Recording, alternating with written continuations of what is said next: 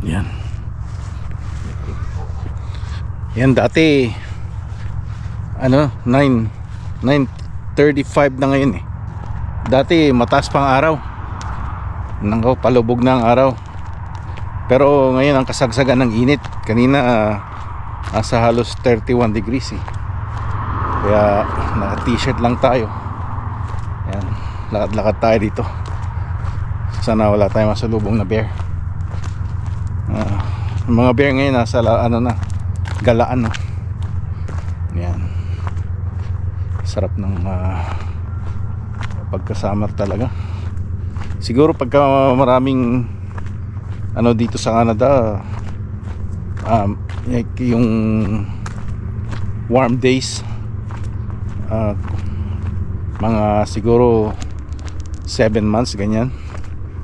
Tapos yung natira ganun lang din 4 months.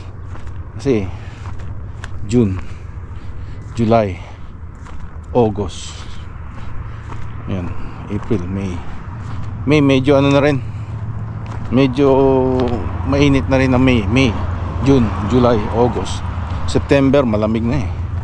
Dito sa west iba ang dating dito ng winter. Parang walang fall. Kasi naranasan ko to sa Ontario, medyo pa December minsan hindi pa wala pang snow. Pero ang pinakamalamig sa Toronto is around January, February, March, ganyan. Dito pinakamalamig dito sa west parang November, December, ganyan Tapos October 31st usually nag-i-snow na yan yung umpisa pagka Halloween. Ilang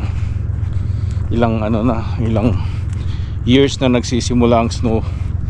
Yan October 31st, pagka dating ng November yan simula na. Ngayon especially La Nina na ang dating natin ngayon sa winter kaya baka marami tayong snow.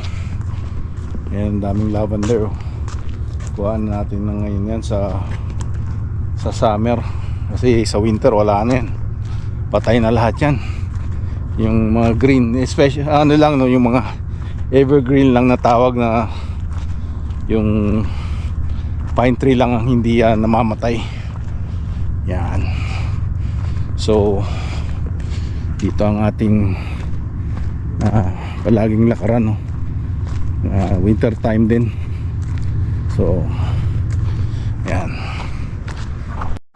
Dati ito may parang yan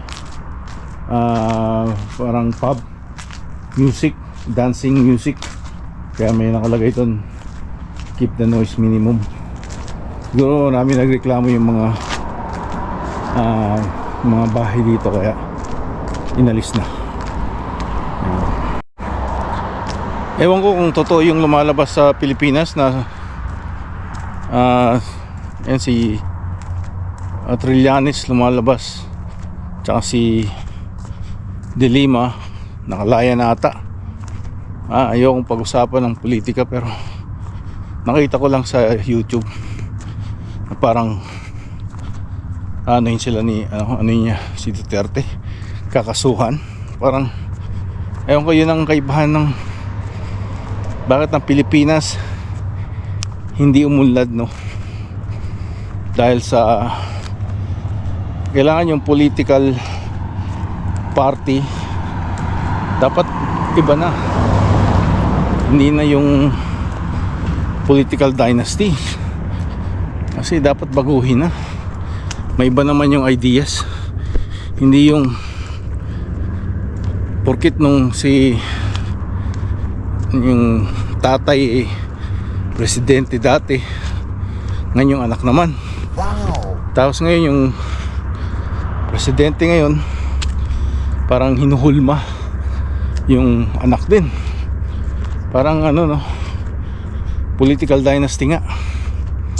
So my God, hindi natin alam kung anong mangyayari sa Pilipinas kung laging ganyan. walang progress. Yan.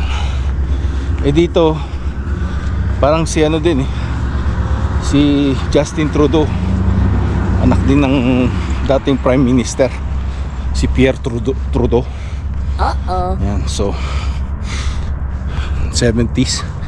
Kaya si Trudeau napakayaman yan kasi ang dami niyang namana sa lolo niya. Tapos hindi ko alam kung may simpatya sa common people, ibig sabihin yung mga working people dito sa Canada. Kasi parang tingin ko ang working people mas marami ng tax ngayon although sa mga new immigrant marami siyang programa na marami siyang pinapunta rito.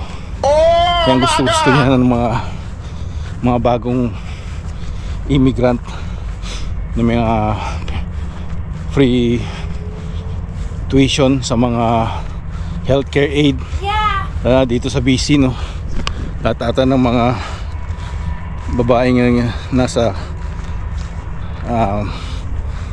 nagtrabaho sa service sa Costco, ganyan, sa custodian, sa cleaner ng ospital, lahat na nag-take ng healthcare aid. Yun ay sa Ontario ang tawag ay PSW worker, personal support worker. Yan. So okay yung mga yun, kaso ang tingin ko doon parang communism, you know. Merong clip na sinabi yun ni Justin Trudeau sa TV na parang ina-admire niya ang China. Of admiration I actually have for China, because their basic dictatorship is allowing them to actually turn their economy around on a dime and say we need to go green as fast as we need to start investing in solar. I mean, there is a flexibility that I know Stephen Harper must dream about, of having a dictatorship that he could do everything he wanted, that I find quite interesting.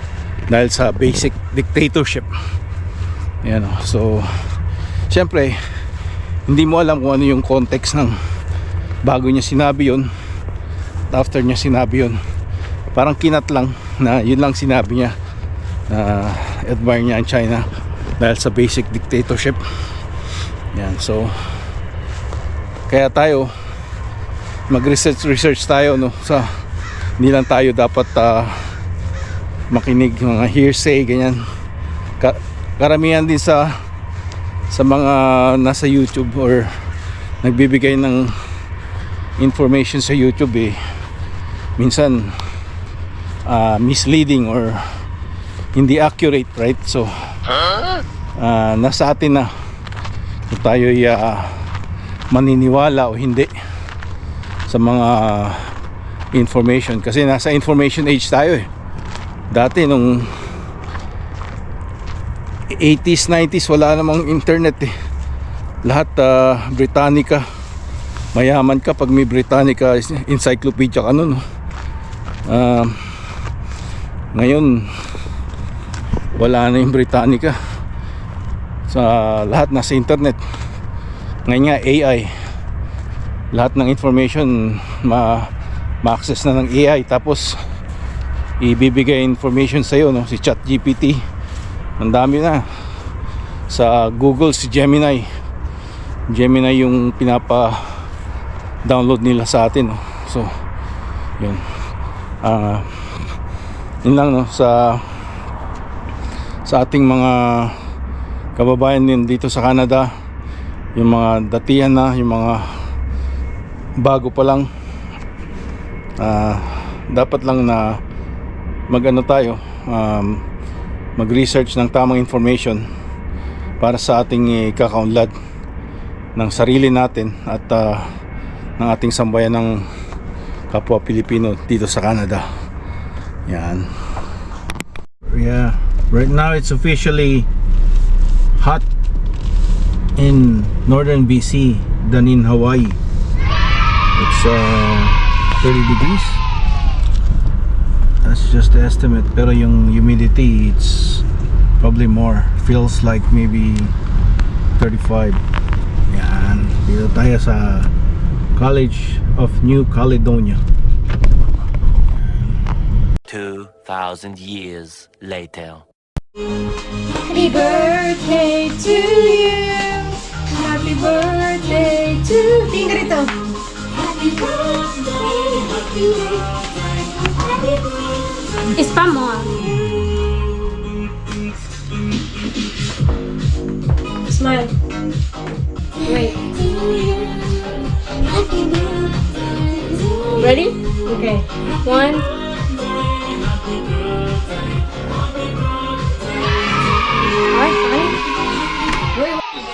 Ayan mga ka-vlogs, makain tayo ng nigori, Korean.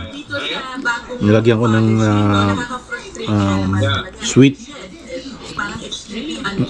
ano tawag nito, sweet onion, yung malalaki sa Costco, at saka yung natirang chicken na sa superstore pala galing to. Tapos nugiri, lagyan mo ng pho na manghang sa Canadian Superstore. Di ko din nakuha. Tapos habang nakikinig tayo kay Ina Nutshell tungkol doon sa new caregiver pathway, unfair para sa mga naunang caregiver. Yan ano to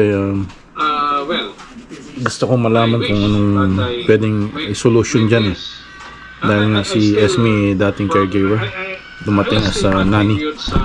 Yan. Mga ka-vlogs, na ano yung record high daw ng dito sa BC ngayon. It's mag-alas 3 na. Record high nasa it's 32, something like that. Mainit. Ow! Init sa init ng sasakyan. Sakit. Dali. Napakainit na. Ayan, buti merong dito. Ewan ko kung pagtitiwalaan ko yung tubig, pero I don't think it's working. No, it's working, but I'm not gonna drink it. Yeah. So, ayan, ganda rito sa park, maliwalas, pero pagka nasa nasa sun, sakit. Daming taong nakatambay dito ngayon. Yeah. Yung wading pool. Daming space.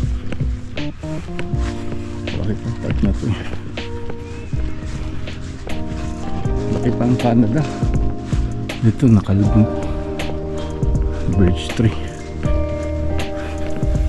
Ayan sila sa wading pool.